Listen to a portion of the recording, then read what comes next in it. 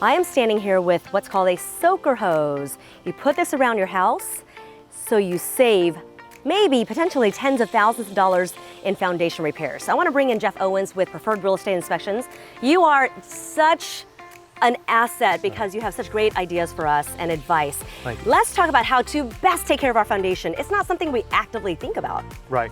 So a lot of the homes that are built in years, 10, 15, 20 years ago, we run into, when we do inspections, a lot of poor performance on the soil and grading around.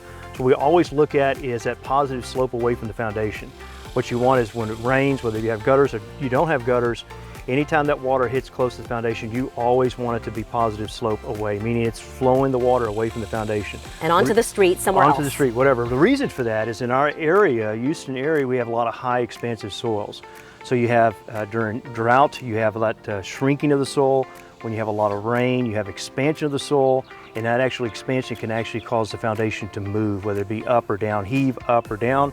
And that creates stress not only in the interior side, the walls, the windows, it creates stress in the brick walls, the stucco, stone, etc. So we always want that positive slope, regardless. Slope away from the house. Slope away from the house, exactly. This house doesn't have gutters, so what's the best way, besides adding gutters? So as far as gutters, great question. It's all dependent on the house. So if you have a lot of landscaping that's close, it's getting washed out by the rainfall off the roof, then you might want to look at something, whether it be a hard surface on the ground that directs that water flow away from the house, or you put in gutters, or if you got an area you're walking through that you don't want to be downpoured on during a rain event. Those are kind of selective. So you look at your own home for that. The bottom line is we look at uniform moisture control around the house. What that means is in a rain event, as it falls off, drains off the roof, or it falls naturally on the soil, do you have that uniform moisture content around, so when the house does move, it's moving in a uniform way together. I gotcha. Yeah. So something like this, soaker hose, if you don't have in-ground sprinklers, you want this around the entire house so it's evenly getting the same amount of water. Exactly. So there's little... They're cheap, 50 bucks. So there's some maintenance to this actually. So when you put this, you don't want to put it close to the foundation at all, because that sometimes can create high moisture content that in this, again, going back to this clay soil, it can actually create high moisture underneath the foundation. So they typically want it 20 to 24 inches away from the foundation. And when you get into a heavy rain period, etc., not that we have some recently, but then you want to manage that by turning it off. So 3 or 4 times a week, maybe 15 or 20 minutes.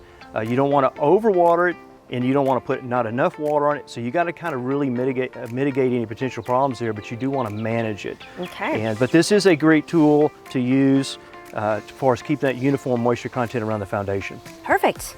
All the tips we needed.